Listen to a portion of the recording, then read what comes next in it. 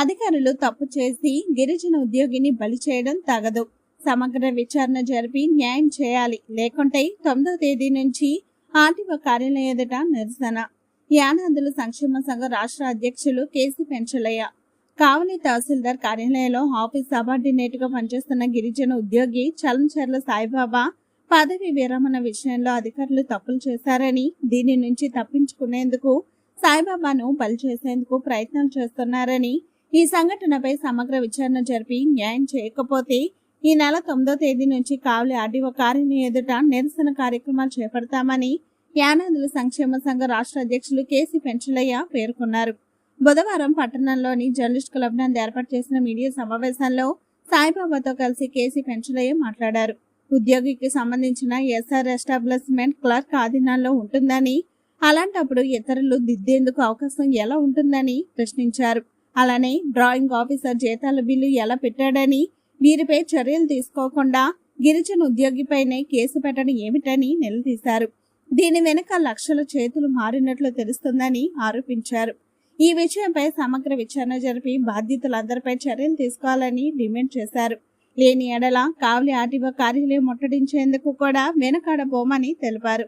ఈ విషయంపై గత కొద్ది రోజుల క్రితం ఆర్టీఓను యానాదుల సంక్షేమ సంఘం ద్వారా ప్రశ్నిస్తే అసలు మా కార్యాలయానికి కూడా రావద్దు అని అన్నారని, రావద్దు అనడానికి ఈయనెవరు అని ప్రశ్నించారు.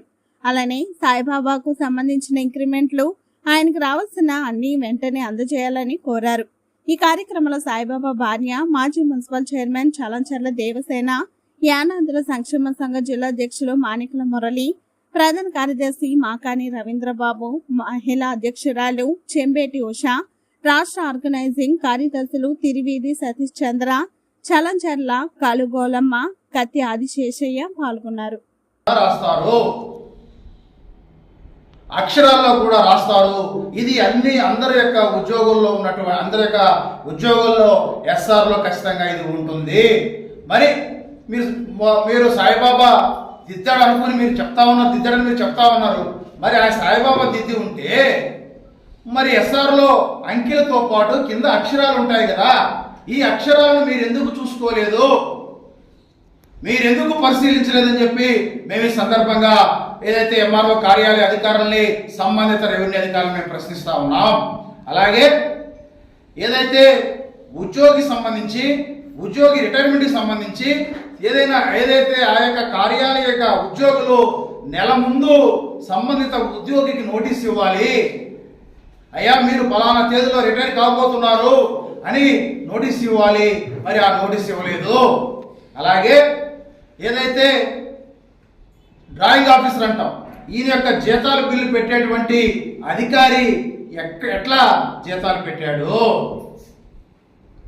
ఇవన్నీ విచారించకుండా వాళ్ళ మీద చర్యలు తీసుకోకుండా ఓన్లీ గిరిజన ఉద్యోగి సాయిబాబా మీద మాత్రమే కావలి ఎంఆర్ఓ పోలీసులకు కేసు పెట్టడాన్ని మేము తీవ్రంగా ఖండిస్తా ఉన్నాం.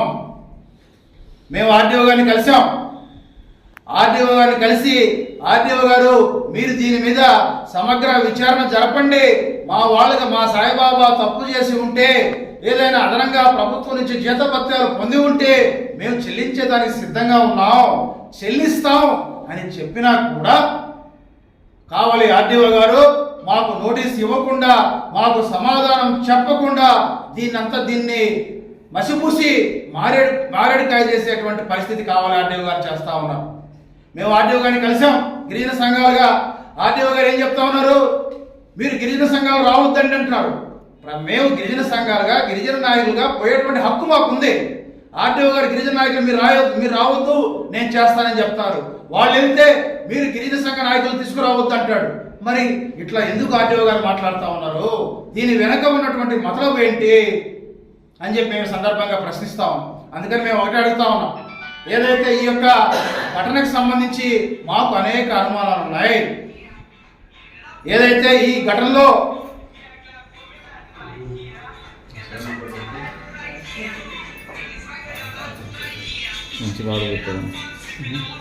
పూర్తిగా విచారణ జరపాలి.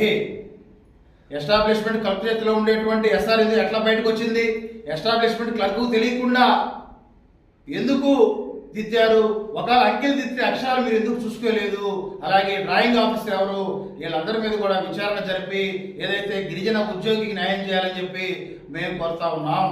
ఇది జరిగి ఎన్ని రోజులైంది? ఆయన జనవరి 24వ తేదీన జనవరి 24వ తేదీన ఈ విషయం తెలిసింది. ఆ రోజు నుంచి మా వాళ్ళందరూ, మా యొక్క సాయిబాబా కానీ వాళ్ళ కుటుంబ సభ్యులు ఆర్డీఓ కార్యాలయం చుట్టూ తిరుగుతూ ఉంటే ఇంతవరకు కనీసం సమాధానం లేదు. మా వాళ్ళు అనేక సార్లు ఆర్డీఓ గారిని కలిసి, ఇతర అధికారులను కలిసి జాతీయ రాష్ట్ర ఎస్టీ కమిషన్కి ఫిర్యాదు చేస్తే ఇప్పుడు మేల్కొని అసలు దోషుల్ని వదిలేసి గిరిజన ఉద్యోగిని బలి చేయాలని చెప్పి చూస్తూ ఉన్నారు. ఇది కరెక్ట్ కాదు అని చెప్పి మేము సందర్భంగా తెలియజేస్తా ఉన్నాం. ఇంకోటి కూడా తెలియజేస్తా ఉన్నాం, ఏదైతే కావాలి ఆర్డీఓ గారు మాకంటే ముందు ఎమ్మెల్యే గారికి సాయిబాబా తప్పు చేశాడని చెప్తా ఉన్నారు, కలెక్టర్ గారికి సాయిబాబా తప్పు చేశాడని చెప్పి మాకంటే ముందు సమాచారం చెప్తా ఉన్నారు. ఎందుకు ఆర్డీఓ గారికి ఇంత ఇంట్రెస్ట్ ఈ విషయంలో? ఎందుకు ఆర్డీఓ గారు గిరిజన ఉద్యోగ విషయంలో ఇట్లా వ్యవహరిస్తూ ఉన్నారో మాకు అర్థం కావట్లేదు. అందుకని మేము ఒకటే కోరుతా ఉన్నాం, ఏదైతే ఈ విషయం మీద ఖచ్చితంగా సమగ్ర విచారణ జరపాలి. ఎవరైతే ఎస్టాబ్లిష్మెంట్ క్లర్క్ మీద చర్య తీసుకోవాలి, సూపరింటెండెంట్ మీద చర్య తీసుకోవాలి, అందుకు బాధ్యులైనటువంటి అందరి మీద చర్యలు తీసుకోవాలి. అలా కాకుండా గిరిజన ఉద్యోగులను బలి చేస్తాం, గిరిజన ఉద్యోగం మీద చర్యలు తీసుకుంటామంటే మేము ఒప్పుకునేటువంటి సమస్య లేదని చెప్పి తెలియజేస్తూ మేము ఈ రోజే తెలియజేస్తా ఉన్నాం, రేపు శనివారం లోపు ఈ యొక్క సంఘటన మీద సమగ్రంగా విచారణ జరిపి బాధ్యులందరి మీద చర్యలు తీసుకోకపోతే వచ్చే సోమవారం నుంచి ఆ కుటుంబం ఆర్డీఓ ఆఫీస్ ముందు అక్కడే రిలే దీక్షలకి కూర్చుంటుంది. మేమందరం కూడా ఆ కుటుంబానికి సపోర్ట్ చేస్తాం. గిరిజన ఉద్యోగికి న్యాయం చేసే వరకు కూడా మా యొక్క మద్దతు, మా యొక్క సపోర్ట్ ఉంటుంది. మేము కూడా ప్రత్యక్షంగా ఆందోళనలో పాల్గొంటామని చెప్పి మేము సందర్భంగా తెలియజేస్తాం. ఎందుకంటే ఇలాంటి పరిస్థితి మాకు ఎక్కడా ఉత్పన్నం కాలేదు. మాకున్న సమాచారం ఏదైతే ఆ ఎంఆర్ఓ కార్యాలయ ఉద్యోగులు సాయిబాబాని తప్పుదోవ పట్టించారు. నీకు ప్రభుత్వము 2 సంవత్సరాలు సర్వీసు పెంచింది కాబట్టి నీకు కూడా వర్తిస్తుందని చెప్పి ఒక మాట చెప్పగానే ఆయన ఏదైతే అటెండర్ స్థాయి ఉద్యోగం కాబట్టి ఆయనకు తెలియదు కాబట్టి ఆయన వాళ్ళు చేయించుకున్నారు కాబట్టి ఉద్యోగం చేశాడు తప్ప దీంట్లో ఈ తప్పే ఉందని మేము ప్రశ్నిస్తా ఉన్నాం. ఉన్నతాధికారులు ఏం చేస్తా ఉన్నారు? ఆడిట్ డిపార్ట్మెంట్ ఏం చేస్తా ఉంది? జీతాలు పెట్టినటువంటి అధికారులు ఏం చేస్తా ఉన్నాడు? వీళ్ళందరినీ వదిలేశారు. వీళ్ళు ఎందుకు వదులుతారు? వీళ్ళ మీద ఎందుకు మీరు క్రిమినల్ కేసులు పెట్టరని చెప్పి మేము సందర్భంగా ప్రశ్నిస్తా ఉన్నాం. దీన్నైతే మేము వదిలిపెట్టేటువంటి సమస్య లేదు. సమగ్ర విచారణ జరగకపోతే సోమవారం నుంచి ఆర్డీఓ కార్యాలయం మీదుగా రిలే దీక్షలు కూర్చుంటాం. అలాగే ఢిల్లీకి వెళ్ళి జాతీయ ఎస్టీ కమిషన్కి కూడా ఫిర్యాదు చేస్తామని చెప్పి మేము ఈ సందర్భంగా తెలియజేస్తా ఉన్నాం. మేము ఏదైతే గత నెలలో ఎస్టీ కమిషన్కి వెళ్ళి ఫిర్యాదు చేశాం. ఎస్టీ కమిషన్కి వెళ్ళి ఫిర్యాదు చేసిన తర్వాత ఇప్పుడు ఎవరైతే తప్పు చేసిన వాళ్ళు వదిలేసి గిరిజన ఉద్యోగిని బలి చేసే దానికోసం, మసిపూసి మారేడు బాగా చేసే దానికోసం గిరిజన ఉద్యోగి మీద మీరు కేసు పెడతారా అని చెప్పి మేము సందర్భంగా ప్రశ్నిస్తూ దీన్ని తీవ్రంగా ఖండిస్తా ఉన్నాం. శనివారం లోపు దీని మీద సమగ్ర విచారణ జరపాలి, బాధ్యులందరి మీద చర్యలు తీసుకోవాలి. అలా తీసుకునే పక్షంలో ఖచ్చితంగా మేము ఆర్డీఓ ఆఫీస్ ఎదుట దీక్షలు కూర్చుంటాం. అవసరమైతే ఆర్డీఓ కార్యాలయాన్ని ముట్టడిస్తామని చెప్పి కూడా మేము సందర్భంగా తెలియజేస్తాం.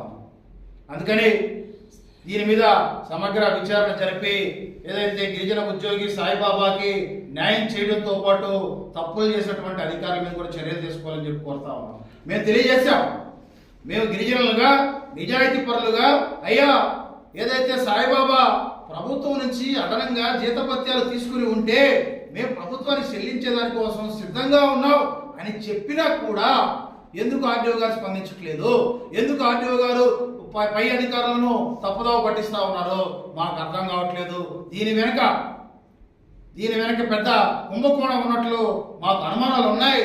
దీని మీద సమగ్రంగా విచారణ జరిపి న్యాయం చేయాలని చెప్పి కోరుతాం. నా పేరు చలంచెల్ల దేవసేన, నేను సాయిబాబా వాళ్ళ భార్యని. ఈ ఎస్ఆర్ దిద్దిన విషయంలో మా ఆయనకి ఎలాంటి సంబంధం లేదు, ఆయన ఎలాంటి తప్పు చేయలేదు. అది నేను కరాఖండిగా ఖచ్చితంగా చెప్పగలను. ఎక్కడికి వచ్చి చెప్పమన్నా చెప్పగలను, నేను ప్రమాణకాలు చేసి చెప్పమన్నా చెప్పగలను, నేను నాకు తెలుసు. కానీ అధికారులు మా ఆయన్ని ఇచ్చేసి మా ఆయన మీద వేసేసి చేసుకొని ఆ తప్పు ఆయన చేశాడని చెప్పి ఆయన మీద ఇచ్చేస్తున్నారు. ఇది మాత్రం చాలా దారుణం. మేము ఆర్డీఓ ఆఫీస్ చుట్టూ చాలాసార్లు తిరిగాము, ఆయన మాకు ఎలాంటిది చేయలేదు. కానీ దీనివల్ల మీరందరూ దయచేసి మాకు న్యాయం చేయాలని చెప్పి కోరుతున్నాం. ఈరోజు మా కుటుంబ పరిస్థితి చాలా దారుణంగా ఉంది. మేము ఇంట్లో జరుపుకోవడానికి కూడా చాలా కష్టపడుతున్నాం, కానీ ఏ కాడికి న్యాయం చేస్తాడని ఆర్డీఓ ఆయన చుట్టూ తిరుగుతూ ఉన్నాం, కానీ ఏం చేయటంలా మాకు. అన్నీ చేయకపోగా మేము ఎస్టీ కమిషన్కి పోయినా కానీ అన్నీ పక్కన పెట్టేసి నిన్నటి మా వారి మీద కేసు పెట్టి పేపర్లో వచ్చేసి మమ్మల్ని ఇచ్చేసేసాడు, ఇదిలో పెట్టేసేసారు. కానీ ఇది పద్ధతి కాదు, మాకు అసలు ఎలాంటి సంబంధం లేదు. మా ఆయన చదువుకుంది 4వ తరగతిలో ఆ రోజుల్లో నైట్ డ్యూటీలు చేసి ఉద్యోగం తెచ్చుకున్నాడు. ఆ సంగతి వాళ్ళకు కూడా తెలుసు, దానికి కూడా మేము చెప్పాము. మేము సర్టిఫికేట్లు కావాలంటే దానికి చెప్పాము. కానీ ఇది వాళ్ళే చేసి మా వారిని బ్లేమ్ చేసి వాళ్ళు తప్పించుకునేదానికి మా ఆయన ఇది చేశారు. నా భర్తను బలి చేసి ఈరోజు మా కుటుంబం ఏంటంటే బజార్లో పడిపోయింది, రోడ్లో ఉన్నాం మేము. దీనివల్ల మేము కూడా ఒకరు కోరుకునేది ఏంటంటే అందరినీ అధికారులని ప్రెస్ వాళ్ళందరినీ కోరుకునేది ఏంటంటే మాకు న్యాయం చేయండి. మాకు న్యాయం చేయకపోతే మేము ఆత్మహత్య చేసుకోవాల్సింది. ఇంకా అంతకన్నా మాకు వేరే దారి లేదు, మాకు ఎవరు తెలియదు, మేము ఎవరి దగ్గర కూడా పోలాం.